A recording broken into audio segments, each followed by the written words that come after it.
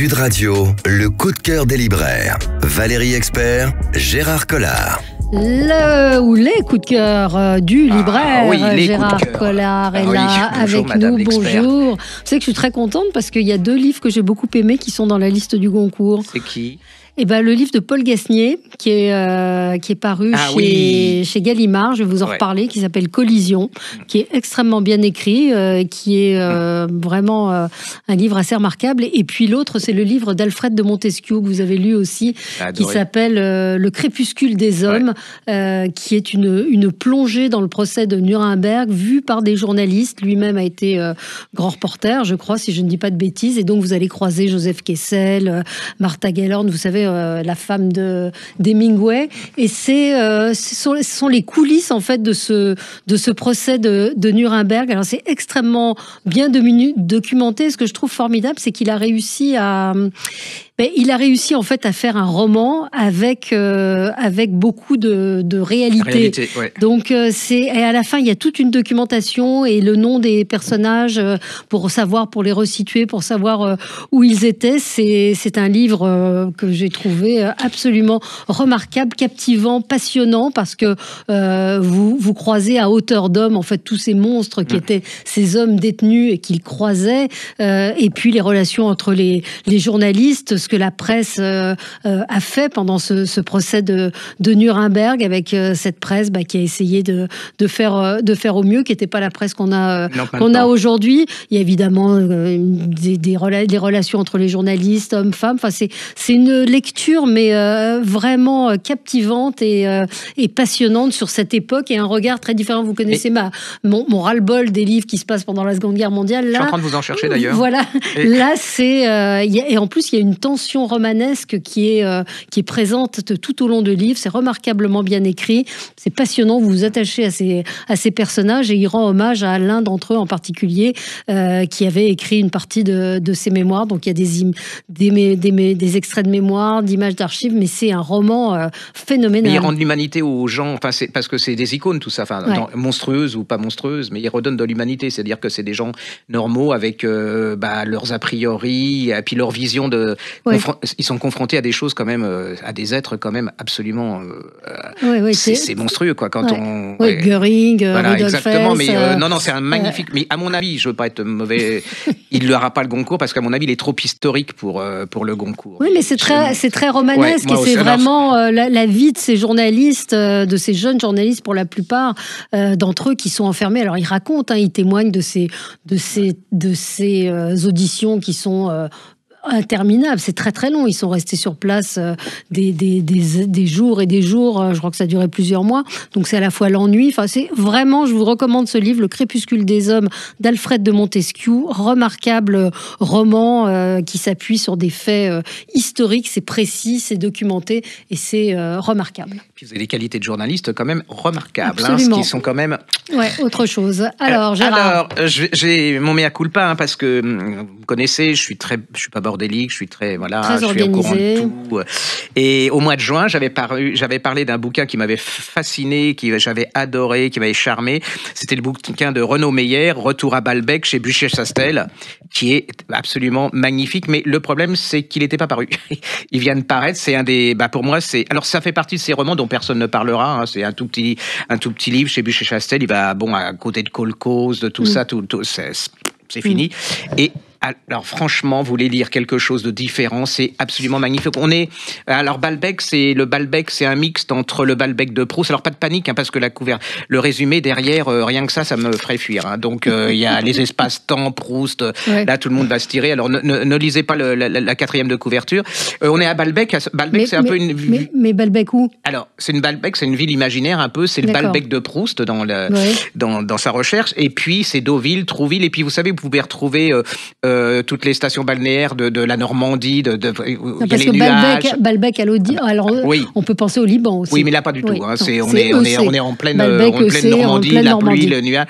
Et là, c'est l'histoire d'un concertiste, et ce concertiste, mais il est hyper brillant, c'est un génie du concert, et il est devenu concertiste et génial à cause de sa grand-mère, c'est-à-dire qu'elle l'a poussé, elle l'a aidé, elle l'a contredit, et là, toute sa vie était la fusion, un peu comme dans Proust, la grand-mère et cet homme, et elle meurt, et là, il décide de tout arrêter. C'est-à-dire, il fait plus de concerts, voilà, il est... Et un jour, il décide de refaire un concert sur une plage, enfin sur une station balnéaire qui est Balbec, et il se balade sur la plage. Et sur cette plage, il y a une vieille dame qui est assise sur son banc, et il croit... Elle ressemble étonnamment à sa grand-mère. Il va commencer à avoir une conversation avec elle. Et là, ce livre, c'est la conversation de cet homme et de cette vieille dame. Et alors, ils sont tous les deux d'origine immigrée. Lui, il est arménien et elle est indo-chinoise. Et c'est... Alors, vous imaginez, c'est un truc de théâtre, de cinéma. Il y a la mer, un peu, vous savez, les impressionnistes avec les nuages qui passent. Ils sont sur la terrasse et ils discutent. Et ils vont parler comme ça, mais absolument... Vous êtes dedans, vous voyez... Ouais, vous êtes complètement dedans. Elle raconte son pays, lui, il raconte ses origines. Et puis, il est fasciné par cette vieille dame. C'est fascinant. C'est un charme incroyable. Vous êtes complètement dedans. Et puis, je vais vous dire, mais il y a un moment, il se passe quelque chose. Moralité, bon, la vieille dame, je vous dis pas ce qui va se passer non plus, mais à la fin, on se demande si elle a existé, c'est-à-dire qu'il va refaire un concert. Est-ce qu'elle a existé ou pas? C'est un livre absolument fascinant, ça se lit, mais c'est comme une partition de musique. Il y a pas un mot inutile.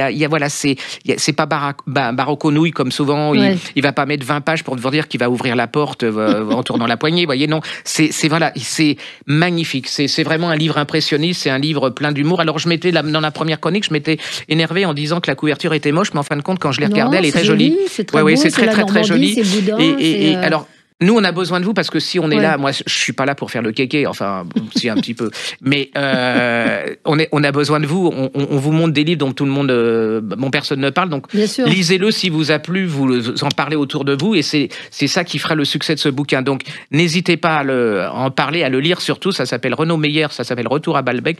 C'est chez Buchet-Chassel et c'est un petit bijou d'amour, de générosité, d'amitié, de tendresse. Relation entre une vieille dame, une grand-mère et son... Voilà, et puis il y a un côté fantastique. Et puis il y a la Normandie, c'est-à-dire que il y a les nuages qui passent, la mer, le bruit des vagues, l'humidité. Enfin, c'est formidable. Comme donc vous résumez bien la situation. C'est Retour à Balbec de Renaud Meyer, c'est chez Buchet-Chassel. Mais plus que jamais, on a besoin de ces livres pour s'évader. Nous, ce qu'on recherche, c'est le plaisir de la lecture. C'est des livres dans lesquels vous vous plongez et dès les premières pages, vous savez puis ça ralentit le temps. Voilà, vous savez, tout va vite là. Voilà. Puis on a tous quelque chose de lui à propos de sa grand-mère. Enfin, cette dame, il y a quelque chose de fascinant. Et puis ça fait regarder les gens d'un certain âge autrement, c'est-à-dire que il faut les écouter. Puis cette dame qui apparemment n'a pas d'histoire, n'a rien, pourquoi? Et en fait, il s'avère qu'elle a une histoire absolument incroyable. C'est une dame vraiment merveilleuse dans le bon sens du terme. Donc allez-y, c'est un roman exceptionnel. J'en reparlerai la semaine prochaine si vous n'en avez. Donc Renaud Meyer, c'est le nom de l'auteur. Retour à Balbec, B-A-L-B-E-C, et donc c'est bien Balbec qui fait référence à Proust et non pas Balbec au Liban. Quoi d'autre, Gérard? Alors, alors, on a parlé d'un livre dont personne ne parle, on va parler d'un livre dont beaucoup de gens parlent et que j'ai adoré, c'est Anne Berest, Finistère, chez Albin Michel. Elle avait créé la carte postale, qui était l'histoire de sa grand-mère, qui était juive, avec tout le drame de la déportation. Et là, elle parle de son père. Et alors, son père, c'est T'es qui papa? Moi, j'ai résumé ça, c'est T'es qui papa? Parce qu'en fait, elle déborde d'amour, et puis cet homme ne répond pas à son amour, et il va mourir. Donc, elle se dit, elle va à la recherche de qui était cet homme. Alors, vous allez...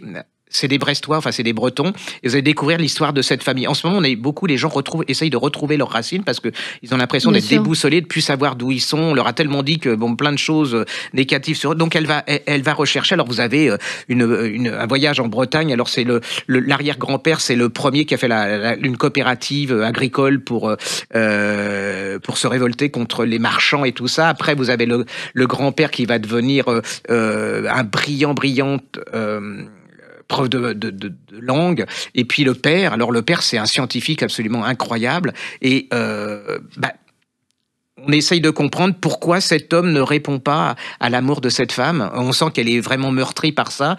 Alors c'est à la fois une page de notre histoire, parce que ça va depuis le début du siècle jusqu'à nos jours. Il y a la Bretagne, hein, ça c'est vraiment le oui, breton qui est très de bas. présent. Ouais. Oui, ça fait partie de la chose. Et c'est une très très belle saga familiale. J'en parle mal, mais en fait, on est tous quelque part, on se demande, il y a beaucoup de gens qui disent qui t'es papa, hein, donc on ne sait pas vraiment qui sont nos parents. Et là, elle va à la recherche. Est-ce qu'elle va découvrir qui est son papa? J'en suis absolument pas sûr. Et je pense qu'elle restera quelque part meurtrie. Enfin, il y a un manque d'amour quelque part. C'est très, très, très, très bien écrit. Vous êtes complètement dedans. J'en parle très mal, mais voilà, c'est vraiment très, donc ça très fait partie bouleversant. Des livres dont on parle et qui méritent d'être lus. Ouais, c'est pas parce qu'on en parle que c'est moche, hein, parce qu'il y a ça aussi. On dit on n'en parle pas, c'est bien. Et non. Là, ça fait partie des livres dont on parle et qu'il faut absolument lire. Ça s'appelle Finistère d'Anne Berest et c'est chez Albin Michel. On va parler dans un instant de livres pour enfants, Caca. Spécial pour vous. Spécial pour moi. Très... Et puis aussi d'un livre, moi, qui m'a beaucoup touchée autour de Marguerite Duras, dont je ne suis pas une spécialiste ni une grande fan, mais ça parle de Yann Andrea, qui était son compagnon, avec un livre qui, moi, m'a beaucoup touchée. À tout de suite sur Sud Radio. Sud Radio, le coup de cœur des libraires. Valérie Expert, Gérard Collard. Alors, encore beaucoup de livres dans votre besace. Les libraires ont besoin de vous, hein. Alors, on sait que c'est une période compliquée pour tout le monde. Les gens épargnent, dépensent moins, mais c'est vrai que non seulement, ce sont des commerces qui sont en difficulté, comme beaucoup d'autres, et puis surtout, le livre, c'est important de le défendre, et surtout, vous passerez des moments formidables. Moi, cette rentrée me déprime totalement. Absolument. Et je suis très heureuse de retourner dans les livres l'après-midi. Oui. Alors, une auteure qu'on aime beaucoup, dont on n'est jamais déçu par ses livres. Alors moi, j'ai pas lu celui-ci, mais tous les précédents nous avaient enchantés. Oui, donc elle s'appelle Sylvie Wojcik. Voilà. Et ça s'appelle L'Appel des hauts. Elle avait écrit Le Narcisse blanc, qui était une merveille.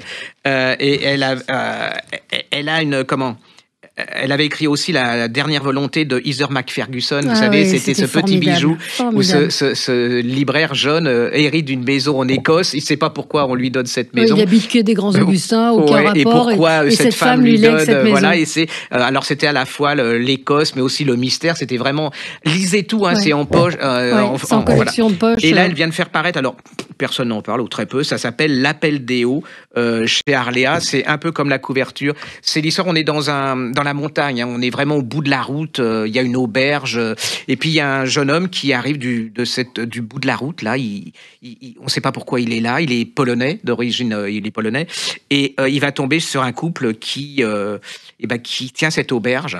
Il devait rester qu'une nuit, et il va rester un nombre de nuits absolument incalculable.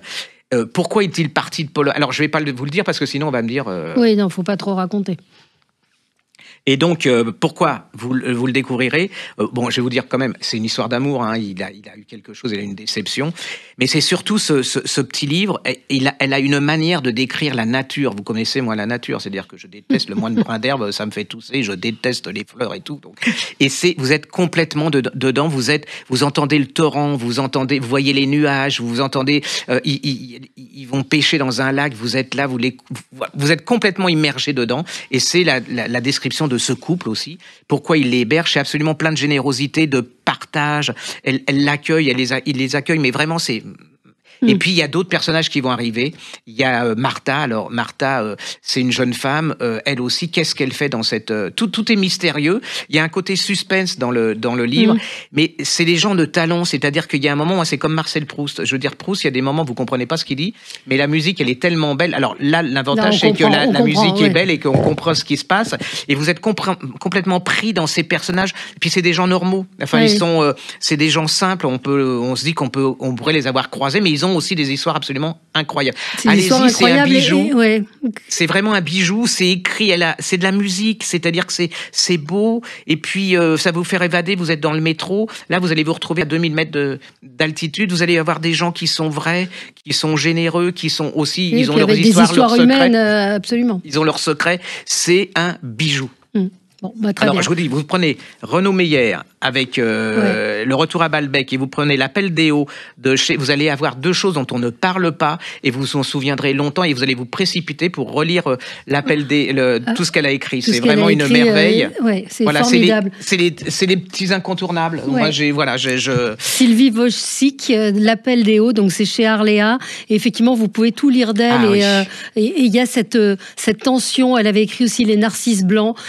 Qu'on avait beaucoup aimé. Mais il y avait dans les dernières volontés de Heather McFerguson justement un peu ce que vous racontez, c'est-à-dire cette tension entre les personnages, où à la fois il y a quelque chose de très quotidien dans ce qu'elle raconte, et puis en même temps, il y a un côté mystérieux, il y a quelque chose qui vous titille. Ouais, je vais lire L'Appel des Hauts de Sylvie Wojcik, c'est chez Arléa. Alors, je ne suis absolument pas fan de Marguerite Duras, et pourtant, j'ai été attirée par ce livre qui s'appelle Yann dans la nuit de Julie Braffman, qui est paru chez Flammarion.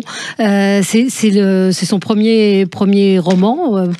Alors, est-ce que c'est un roman? C'est entre le roman et l'enquête. Elle est journaliste, Julie Braffman. C'est une enquête assez personnelle qu'elle a faite autour de ce personnage de Yann Andrea, qui était le dernier compagnon mais c'est un vrai personnage de roman. Alors, il y a eu des livres, il a écrit sur lui, etc. Elle a mené une enquête.